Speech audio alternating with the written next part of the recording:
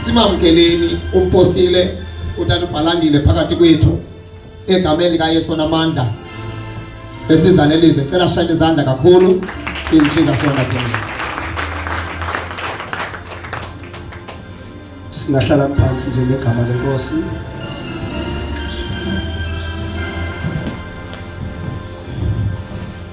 Manthabathe elithuba bolise kakhulu qala kwifamily zombini eMabheleni naseManyawuzeni.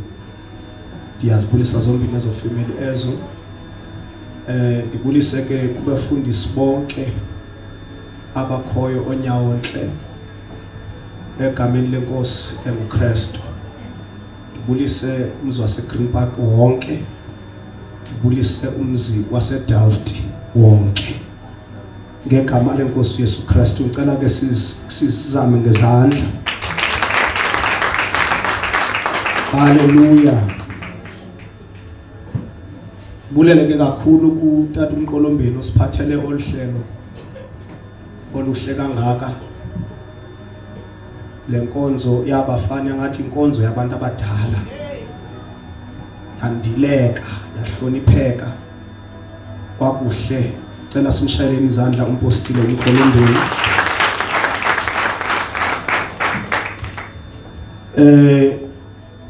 Kwaba basihlabelelayo nabo ndiyababulela kakhulu.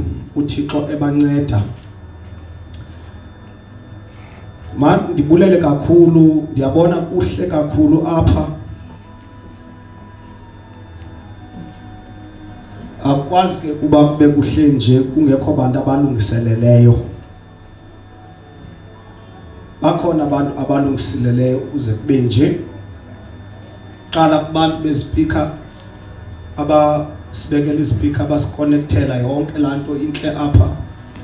Siyambulela kakhulu uThixo. Bingusinesipho ke noJuju bangangabulelwa funeke ndibatyumbe. Amen. Andiboni cha uJunior ngoku. Kodwa siyababulela kakhulu, cela sibashayele izandla.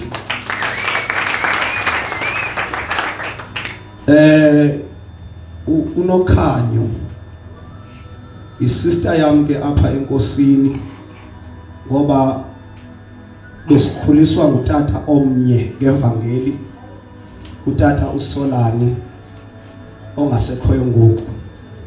Bavukele ekseni apha nenkosikazi yami bazojonga izinto emazilungiswe. Uqhele nje kunjena nje ngabo masibashayele izandla. Hallelujah. Lonto ithetha ukuthi apha eGreen Park singabantu abahoyeneyo. Siyamulela uThixo kakhulu ngalonto. Mandingawaste ixesha ke sizojonga nje isicatshulwa endizofunda kuso. Zizoba zibini qha. Then emveni koko ndithethe. Lumi apha phambi kwenu ke nguBhalangile, ifani uChase, uJalamba. Unomdlambana boya bengonyama. Ndingwangapha ke kubomvane eXhorha. Ngikhulele khona phaka bomvane. Ndaqeqeshwa phaka bomvane. Ndikhulele nalapha eGreen Park. Kodwa ke ndazoncedwa inkosi. Zaxolela izono zami ndasindiswa. Wonke ngoku ndingumntwana kaThixo. Ibalekile ke kakhulu lonto ebomini bami ngoba ngekho nje ngoku ngekho nje uba bengingayo uThixo. Ndicela sijonge incwadi yama-Efese chapter 2. Sizojonga uverse 14. Amen. Incwadi yama-Efese chapter 2. Usayijongile njalo ujonge incwadi yaseRoma chapter 2 verse 13 kuyotsho ku-14.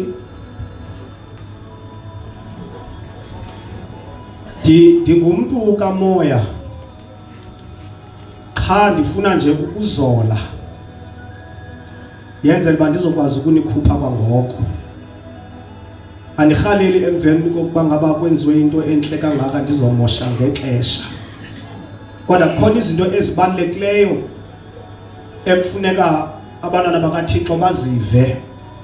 Xa sidibene kwindawo ezinje uThixo ufumana indlela yokuba ngaba athethe nathi.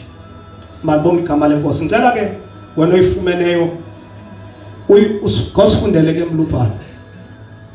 Incwadi base-Efesu chapter 2 verse 14.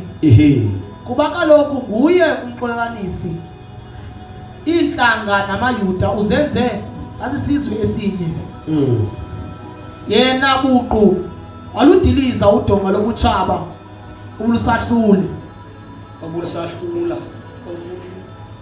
obelusahlule yes kaloku ubhakisile umthetho nemiyalelo kwanemimiselo yawo ukuze ngezizwe zibini adale isizwe esitsha esimanywe naye ngokwakhe ngaloo ndlela ke udale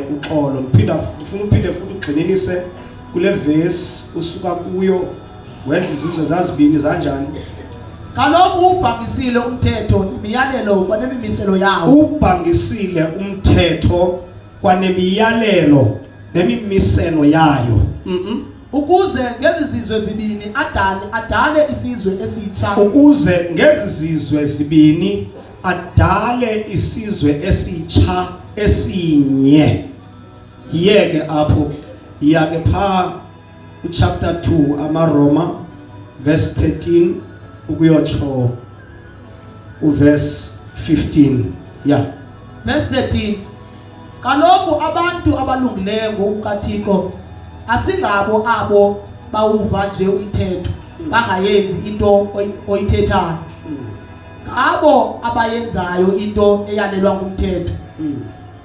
abangamalungisa abantu abangengomaJuda abanawo umthetho kaMoses abantu abangengomaJuda abanawo umthetho kaMoses kodwa xa bathe ngokwemvelo bahamba ngokomthetho bangumthetho ngokwabo kodwa xa kuthe ngokwemvelo bahamba ngokomthetho bangumthetho ngokokwabo bengicela Pastor Babes ukusithandazele ngenxa yelizwi Cela sivalele amehlo sithandazeni Baba egameni lenkosi yethu uYesu Kristu uNkulunkulu onamandla Thixo khoyo namhlanje ohlanganisa abantu bakho Nkosi ngobunye belizwi lakho Thixo wethu onamandla Father siyabonga Nkosi nalizwi lakho sowuthethile ngalo uNkulunkulu wethu oyingcwele I pray Nkosi ukuthi ulityhile kulo nalowa ezisimamele Thixo wethu onamandla singaphumi kule ndawo uNkulunkulu wethu oyingcwele ifamily ezimbini ozidibanise kule ndawo Thixo wethu onamandla zingenayo impendulo uNkulunkulu wethu oyingcwele ngoba uyimpendulo wena uThixo vayo izikhungo uNkulunkulu wethu onamandla hlanganisa inhliziyo zabo Thixo wethu onamandla onke zive wena ingqondo zabo uNkulunkulu wethu oyingcwele ngoba unguThixo undinguye ekuphela kwakhe unguThixo umdali wezinto zonke unguThixo woluntu lonke ungulowo uphilileyo ungulowo owaziwayo lowo ukhona izinto zingekabikho moya namandla moya wenyaniso simamele kuwe Thixo wethu namandla egameni lenkosi yethu Yesu Kristu Father siyabulela umntwana wakho ezawuthetha nathi uNkulunkulu wethu oyingcwele sibonga ukusikhumbula namhlanje uNkulunkulu wethu oyingcwele siyazi ukuthi sesingenile moya onamandla namhlanje njengoThixo osizisela ukudla okutsha imihla ngemihla namhlanje uze nento entsha moya namandla moya oyingcwele kuze singaphumi kule ndawo size egameni lenkosi yethu Yesu Kristu I pray amen Yala Nkosi singa deli imfundiso yezwi lakho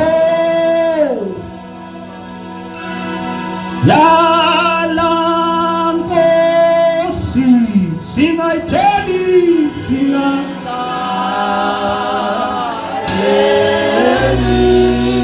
imfundiso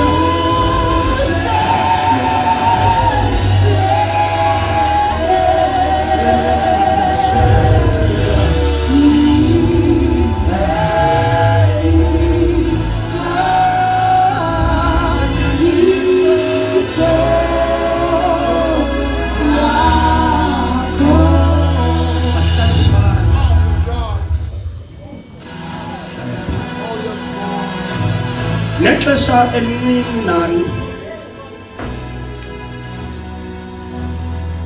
ndinexesha elincinci nani. Umthandazo wami xa siphuma apha ngokuba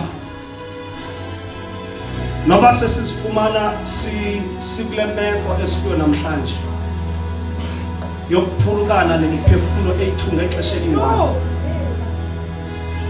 uThixo asinikeze umonde, uThixo asinikeze ukukhalipha family, uThixo asinikeze i-way forward, sibone indlela ebheka phambili, sibone indlela eqhubekayo. Ngiyethanda ukuthi noba umuntu selila, xa ndimkhuthaza ndithi ukulila yinto edalwe nomuntu, kodwa ukulila ubheka ngemva ungayiphambile ayisiyonto edalwe nomuntu. Umuntu apha ngaphakathi kwakhe wadalwa nguThixo, waba nezinto ezilapha ngaphakathi kuye zokuresista izinto ezenzekayo ezibuhlungu, abe phakathi kwazo izinto senzeka kodwa ahambe. Umuntu akadalelwanga ulila ahlale phansi, umuntu akadalelwanga ukulila angabi na direction. Xa uphila kulo mhlaba esiphila kuwo unje, awulila lila ubheka phambili. Andiyazi uba ndizothetha nabani namhlanje, kodwa size apha sizolila. Kodwa ungathola ukuthi ukulila kwethu akubhekisanga kwinto enye, kubhekisa kwizinto ezininzi. Kodwa bengizokushiya nomyalezo namhlanje, ndithi noba ngabe uyalila kodwa ulila usenzani, ulila ujongephi, ulila ithemba lakho liyintoni. Bengizothetha nawe ngisithi sulila umile, lilwapha laya shalamaya liwayatasa ikatosha. Namhlanje bengizothetha nabantu sesikhwathuka, umile ebomini awubheki nawo, ngoba kukhona inhlungu obhekene nayo, but le nhlungu obhekene nayo ubhekene nayo imiwandawo. Le nhlungu obhekene nayo ubhekene nayo ungakhabalazi. Le nhlungu obhekene nayo ubhekene nayo ibetha yodwa kuwe, ubetha nini wena?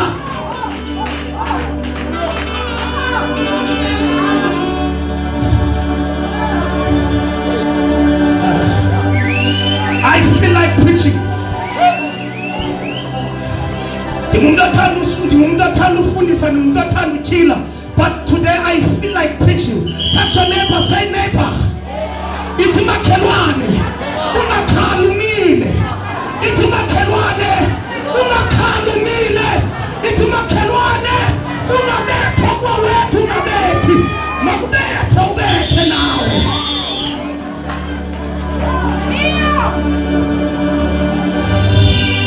Lithi Bible languncwadi zama-Efese chapter 1 verse 17, uthi Paul xa ebhalela ama-Efese athi ndikuvile ukukholwa kwenu, ndinivile ukumthanda kwenu uThixo, athi kodwa andikhange ndiye kuthandaza ngani, ndinimenshina emithandazweni yam, ukuze uThixo alinikeze umoya wokunithilela, alinikeze umoya wobulumko, ukuze nimazi kakuhle uThixo. Uthi nilazi nethemba lobizo lwenu, uthi niyazi ubunyani bosuku likaThixo, niwazi namandla afanele ngaphakathi kwenu awaphusa uKristu kwelabafileyo. Niwazi namandla, ewe niwazi namandla, niwazi namandla. Ukona amandla ohamba, ukona amandla ohamba, ukona amandla okufeyisana nenhlungu, ukona amandla okufeyisana neentaba, ukona amandla okufeyisana noGoliath. Niwazi namandla.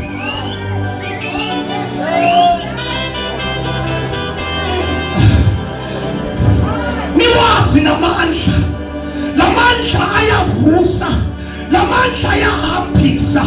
lamandla ayahlalisa, lamandla ayadlulisa ezimekweni. Mbuzo uDavid uzawuxelela athi nake nadibana noGoliath, sidibana emfuleni kodwa lamandla andihambisa. Athi mathetha uDavid athi uma nobaba banshiya kodwa yena wanibapha, uthi uyahambisa. Zisalo Thixo namhlanje xa sikhothuka, disisalo Thixo namhlanje. Oh, disisalo Thixo namhlanje, disisalo Thixo namhlanje. Uthi Ezra xa ethetha ngayathe bukhobokeni bethu kodwa kasishiyanga. Athi uDavid noba ndihamba ethunzini lokufa athi andiwukweka nix ngoba unam yena. Uthi undilungiselela isithebe phambi kwababandezeli bam, uthi uyithambisa ngeoli inhloko yami indebe yami yaphanana. Athi nene ndawulandela kokulungileyo imihla yonke yobomi bam. Athi ndavuya mhlabathi masize endlini kaYehova ngoba zafika inyawo zam zama kumasango aseJerusalem. Ngizoshumayela nomuntu namhlanje othi akuhambeki, ngizoshumayela nomuntu namhlanje othi ndimile kodwa ndime enhlungwini.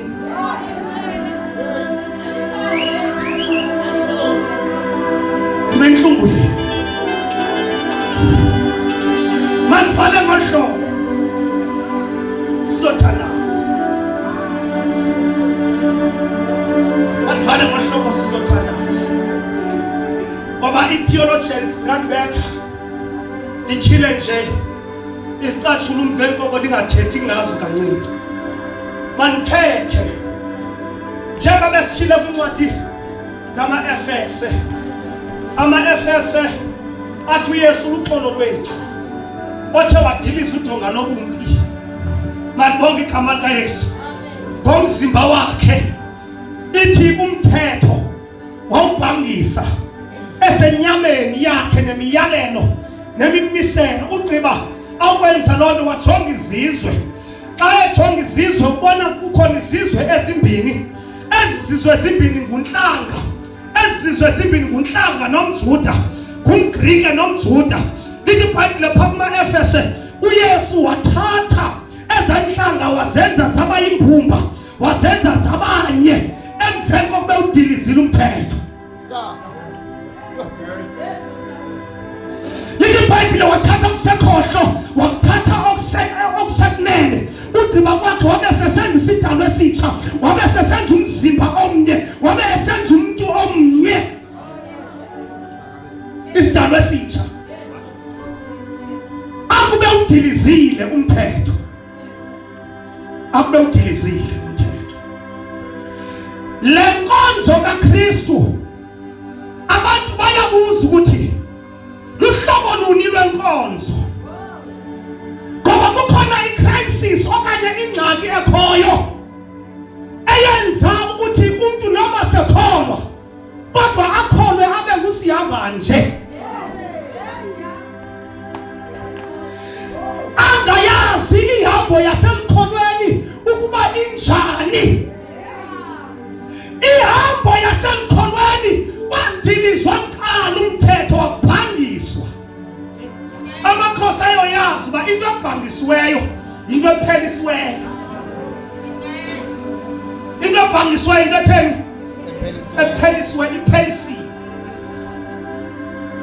Now xa ngaba ebhangisa umthetho uYesu ngenyama yakhe, ubhangisa kuSirayeli, ubhangisa kuJuda ngoba iintlanga zona zazingenawo umthetho.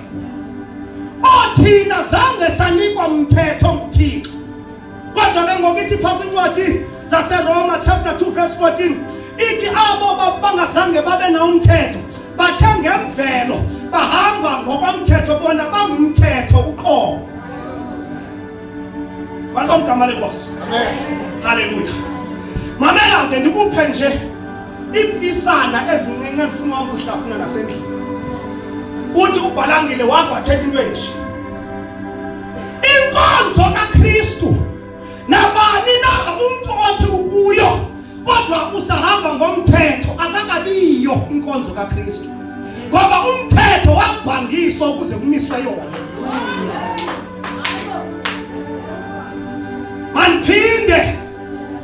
si-strong wezindawo manithini maniphinde inkonzo kaKristu ayinawo umthetho kwaqala kwabhangiswa umthetho kaMoses imithetho elisumi kuqala yabhangiswa kwabhangiswa nemiyalelo nemimiselo kuyo ngoba uThixo ebezoza nezidalwa ezitsha izidalwa ezitsha xa kusizwa nazo akuzwa nazo zizalwa ngenyama izidalwa ezitsha xa kuzwa nazo zijonge kuJohn chapter 1 verse 12 lithi iBhayibhile abo bamamkela uYesu banikezwa igunya lokuba babe ngabantwana bakaThixo ngoba bengazalwanga nganyama nagazi kodwa bezalwa nguThixo abangazelwanga nganyama nagazi abaphili abakhonzi ngomthetho izidalwa ezitsha azikhonzi kanjalo mamela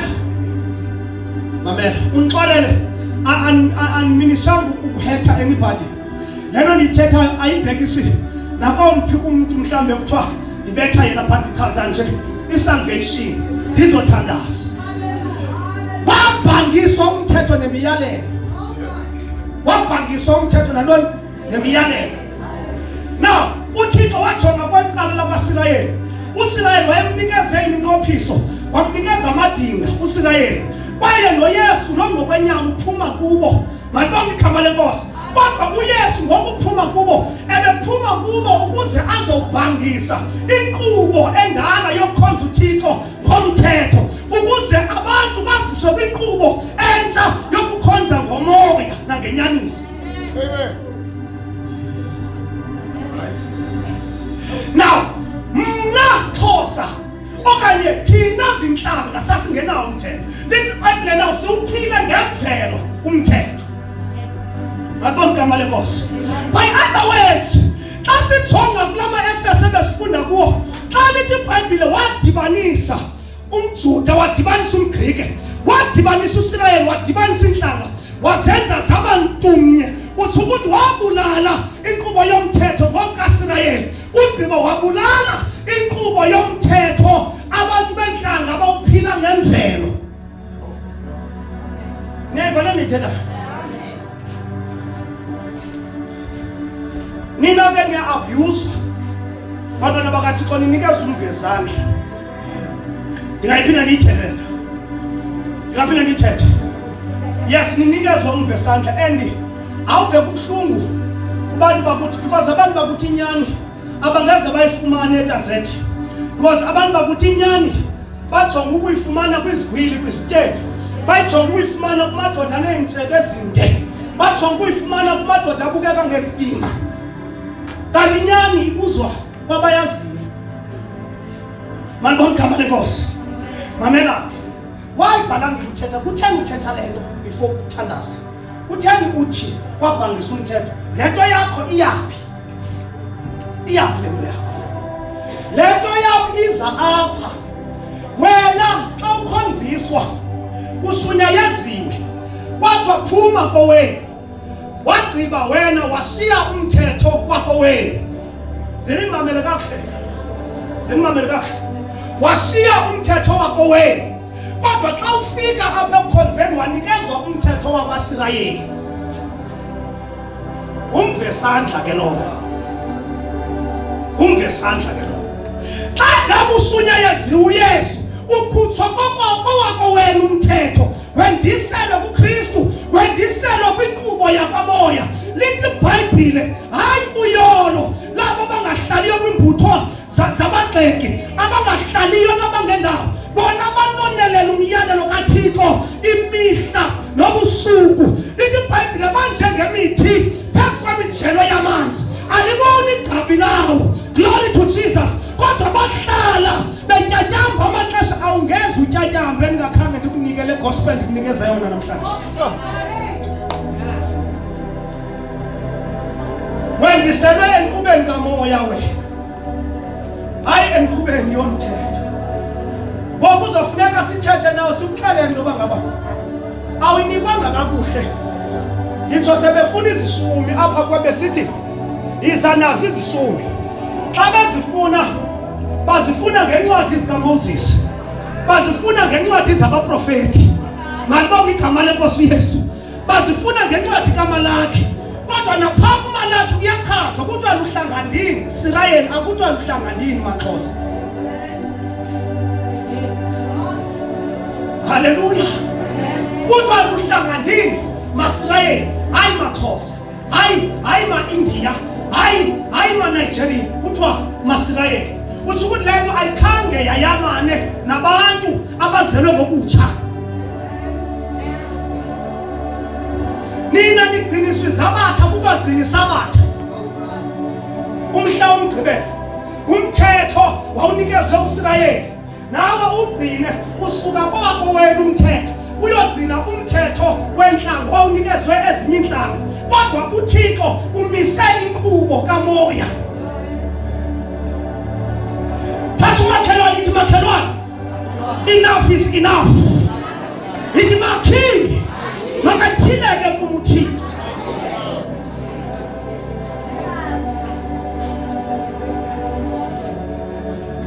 Ndiyavala, ndifuna izinto uhambe uzihlafuna, uhambe uzihlafuna izinto.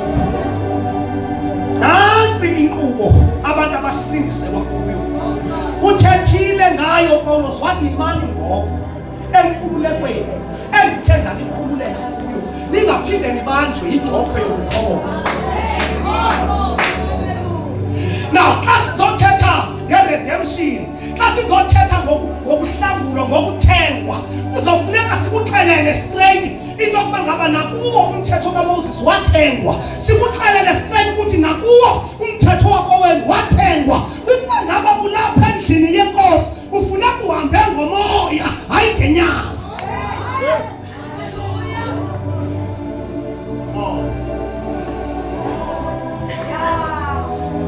Awukasindiseki xa usajikeleza intaba yeSinayi. Awukasindiseki. Because intaba yeSinayi ithi umuntu makasindiswe nge-efforts zakhe, makasindiswe ngemizamo yakhe. Kodwa kwintaba yeZayoni umuntu akasindiswa nge-efforts zakhe, kodwa usindiswa ngesisa, uncedakalwa ngesisa. That's why sinabazalwane abangazazi ukuthi basindisiwe kahle okanye abasindiswanga, because abayaziswanga eyona nto eyiyo. Baziswe uMoses, abaziswanga Kristu, baziswe uMoses, baziswe uMoses. Asiphameni sibe ngenyanga. Hey. Yeah.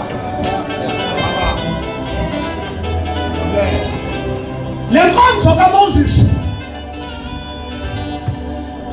intsingiselo yayo apho ivela khona, ivela kwabanye bonyana baka-Isaac, uJacob no-Esau. Lithi iBhayibhile u-Esau wayiluza intsikelelo ekwakufanele uba ngabe uyifumene kuyise, ngoba uyise wathi xa ezomsikelela wathi, Esau, hamba uyozingela ukuze undiphathele into yokudla, akusikelele umphefumulo wami.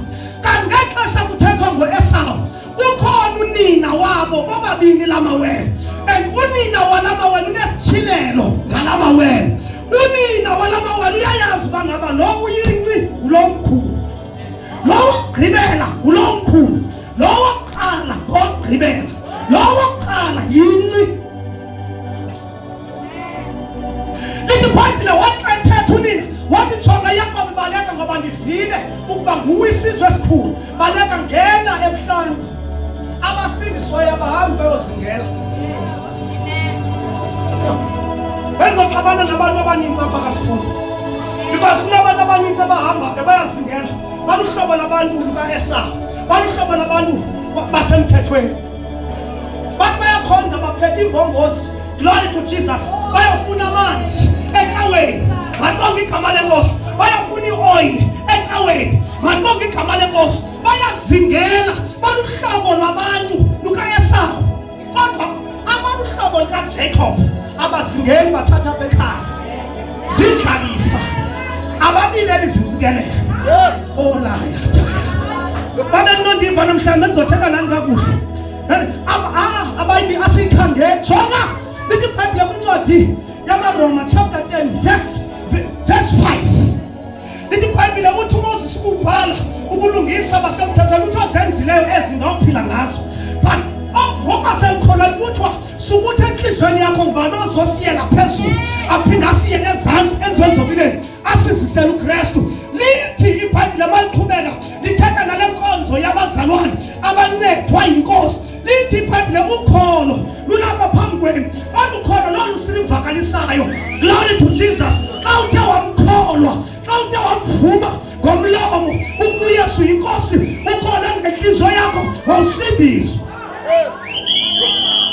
Ithi sunyuka sufukuza uyamkhangela akakhangela yabantu abathena nani njulapho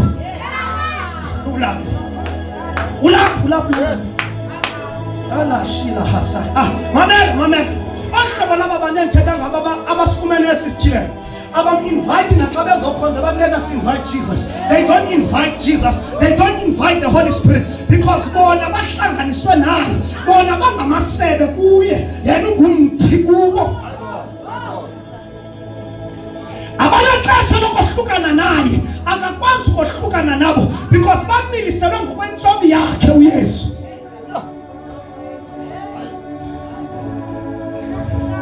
Hamba uyakhonza ke njengo-Esau kwaninyani uyivile wena uluhlobo likaYakobi. Ithi iBhayibhile uYakobi wayengekho chonto, wayempuluswa wayempuluswa wayemhle njengam.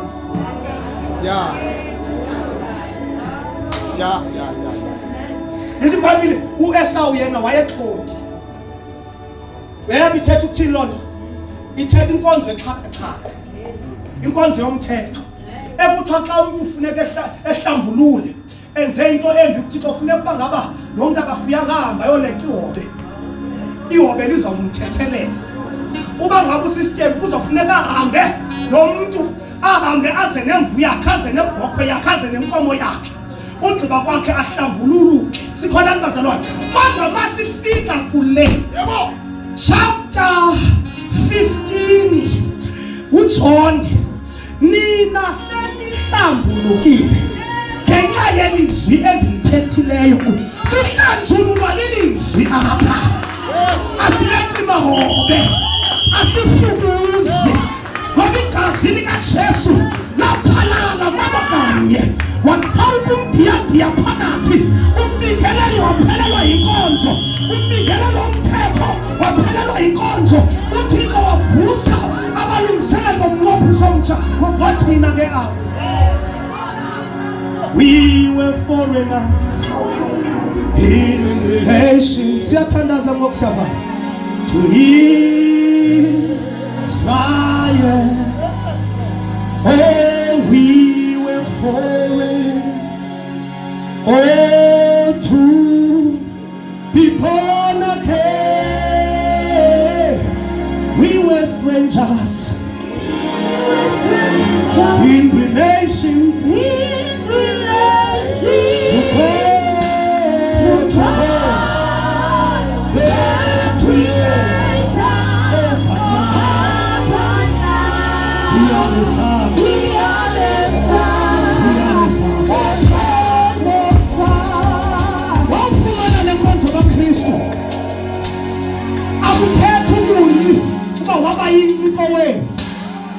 Akuthethi ukuba yi-offering uba mna ndikhula ndibazi abazali bam. Akuthethi ukuba ube ngumhlolokazi ngoba wena washiywa indoda, ngoba wawufika kwintaba yezayo lapho kuthetha igazi elithetha izinto ezingcono kunalika-Abheli. Ufika bekujonge njengenkedama, ifike inkosi kuthilela ukuthi wasebukumkanini, wasebukhosini. Malibonke igama likaJesu, ungowakomkhulu. Sifika sibe ngabokomkhulu. Umntu noma ngabangalwali kwindlalifa ekhaya andimlweli mna because ngowakomkhulu. Ubazange ndikhulise utata wam, wandenza wandishiya, andisayilileli leyo nto.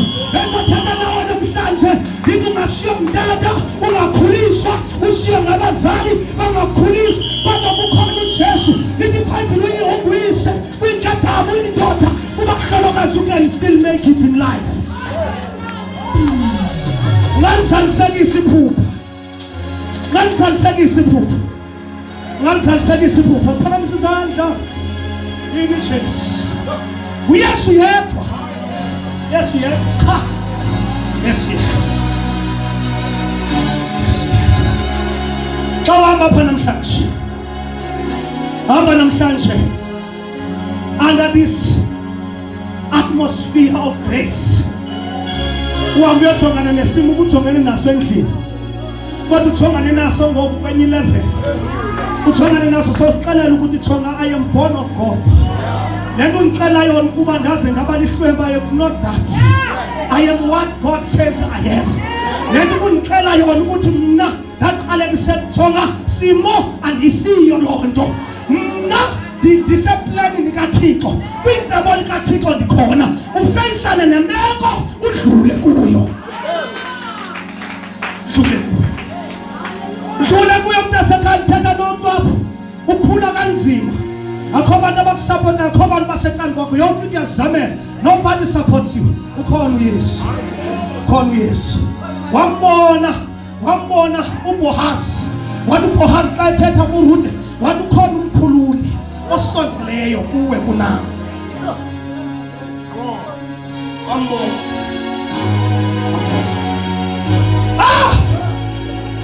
Nisibona nje ingada siva nobabuzani. It is not because of we are strong. Siba nje ngumelusi. Uyasihambisa. Fika kula fridge. Uyibona ukuthi nezambane eli1. Ayinikeza ithemba. Uve ujonge wena ungayijongi yona. Ubona ipotential kuwe. Ukuthi ngomso kuzibanje. Alibawu ikhama lika Jesu. Ungahambi uyokuzenza slave kwabanye abantu. Ungahambi uyoncathama because of uzibona ngathi awunanto. Therefore uzijongele phansi ebantwini. There is Christ Jesus and he is the hope of glory. Wonke umuntu ubabalo lwakhe limanele. Oh, I love you. That's it. Thixo uzonomeleza nje. Makanondoda nefamily Thixo uzonomeleza. Isekhona impilo isaqhubekela. As long as nisanyathela apha there is hope. As long as nisaphefumula there is hope.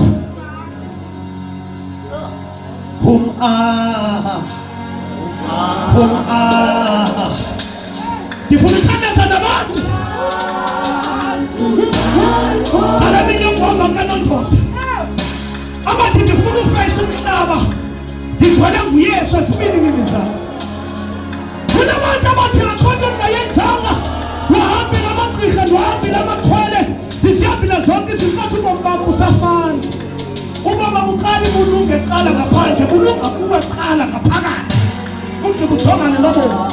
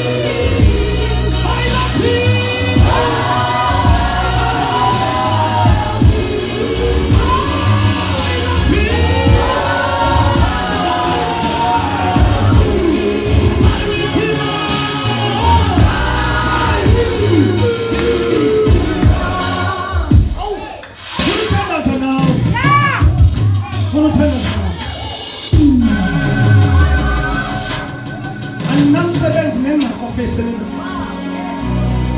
Now I went through him, but I know Jesus.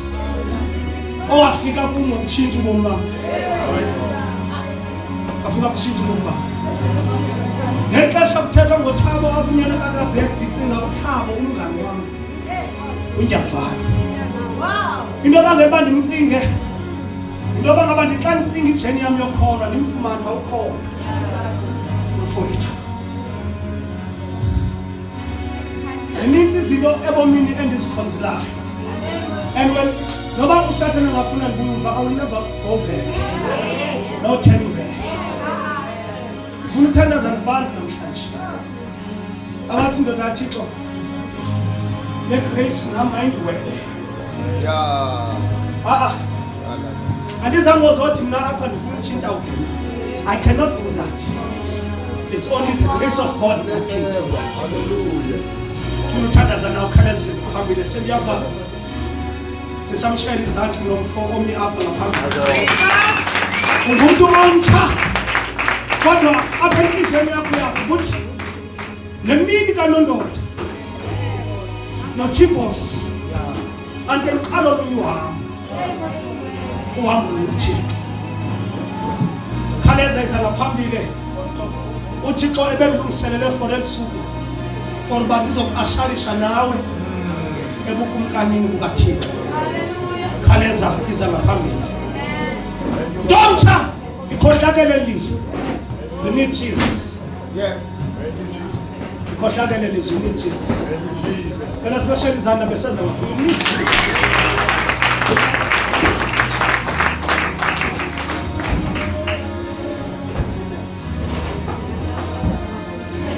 You need Jesus. Don't doubt, you need Jesus.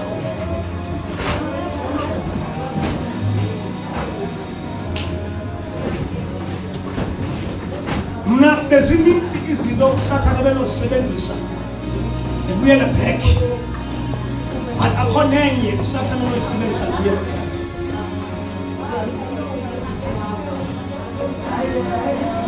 Jonga mntasekhaya. Uyazi lo hlobo ivangeli ayinikezwa uba uSolani. Hey, JSS. Wayekunika ivangeli ugqiba kwakhe. Angamkhangeli. Uba wenza ntoni Wazikhangela ngokwakho. angakhangeli uba waba sesimokolweni okanye awabi sesimokolweni. Wayesithi xa esifundisa athi ngexesha sesivangela sivelela nabazalwane. Athi xa uhamba uyovelela intombazana hamba nomzalwane wakho nibe babini ungahambi uyi-one. Uthi xa nifika apho ningajongi uba ngaba yibhanki kabani le nizofika ikhona pha lo mzalwane wenu intombazana. Ukuba ikhona intshebe engenayo apho okanye ayingeni. Because ebefuna umuntu ancedakale lilizwi angancedakali ngumthetho. Libe lilizwi limqhube. Nangosaqhutywa lilo thina. Akho nto yandimela apha entanyeni. Yathi uba ngaba kuthe awathi wathi no yaba lilo. And I am a living testimony.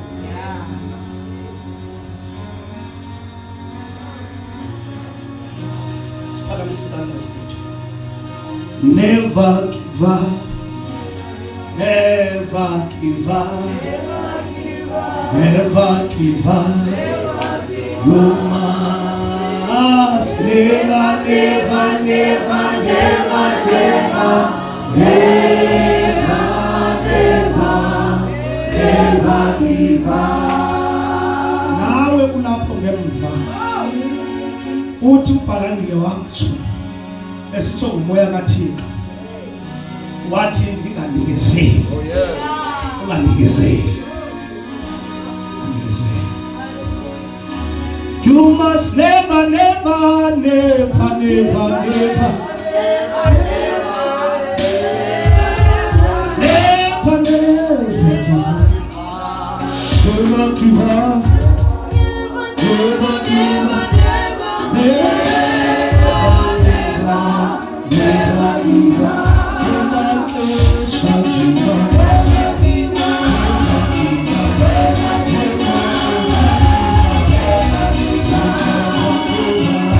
You must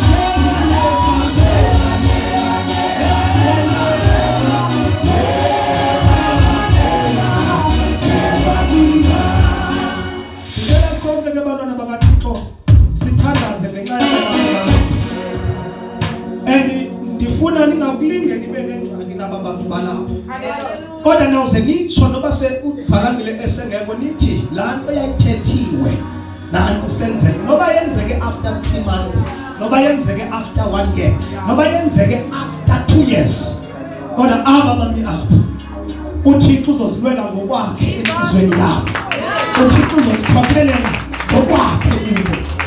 Ngicela sonke besithandazeni, sithandaze ngenxa yabo. Bawe egameni likaJesu. Abazama kuThixo baze kuwe. Naba uNkulunkulu besonula izandla zabo, inhliziyo zabo bezicwabulela kuwe. Nkosi yesisa, bona ngaphakathi ezinhlizweni zabo umsebenzi womuhle, iziphoso namanyala siyayazi ukuthi awabaleka kubo. Egameni likaJesu onamandla onke, thabathi indawo njengoThixo, thabathi indawo sibakade phezu lesabatha, thabathi indawo wena uyakhona siyathola sezakho, thabathi indawo Alpha and Omega, thabathi indawo, thabathi indawo, thabathi indawo Thixo, thabathi indawo sibakade, thabathi indawo sibakade, thabathi indawo uNkulunkulu, thabathi indawo abantwana bakho Thixo namandla nenjongo ngobomi babo, thabathi indawo, thabathi indawo, thabathi indawo, thabathi indawo, thabathi indawo, thabathi indawo Jesu, thabathi indawo, thabathi indawo ngegama leNkosi Yesu onamandla onke. Siyakuzukisa ngobomi babo, siyakuzukisa ngabantu bonke abalapha uNkulunkulu bebe-attendene nomhlangano ne-memorial service. uNkulunkulu onamandla, yanga namhlanje ungavula iminyango ibivalekile, yanga Thixo ngokuziduba kwakho baze ngenxa yokukheleka kwenhliziyo zabo kube khona into entsha ezakwenzeka ebomini babo egameni leNkosi enguKristu Yesu, amen. Cela nibashayele izandla. Mamelani baba. uThixo ungecalani, uThixo unani okushiyekileyo ukuni ukuba nimlandele. Uba nizokumlandela njani ilapha enhlizweni yenu.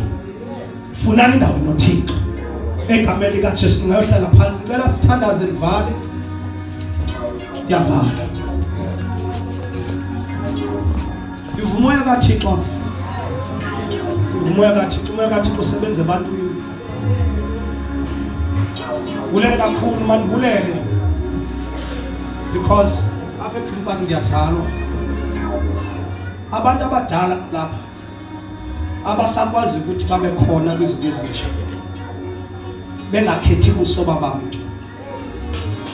Nibulele, lihlale linjalo, so lihlale linjalo, sesibulele lihlale linjalo, lihlale linjalo, lihlale linjalo, lihlale linjalo, sisitosha lihlale linjalo, lihlale linjalo, lihlale linjalo egameni leNkosi Yesu Kristu, egameni leNkosi. Ngicela uMC azothatha indawo yakhe ngegama leNkosi Yesu Kristu, amen. Sikhobele izandla kakhulu ke Apostle Balangile, siyabulela kakhulu ngelizwi, siyabulela ngenkululeko. Now ngikusithethi sokugqibela ke ngosokubulela egameni kaYesu onamandla. Ndingamcela kutata enze umbulelo njengoba ekwicala lefamily.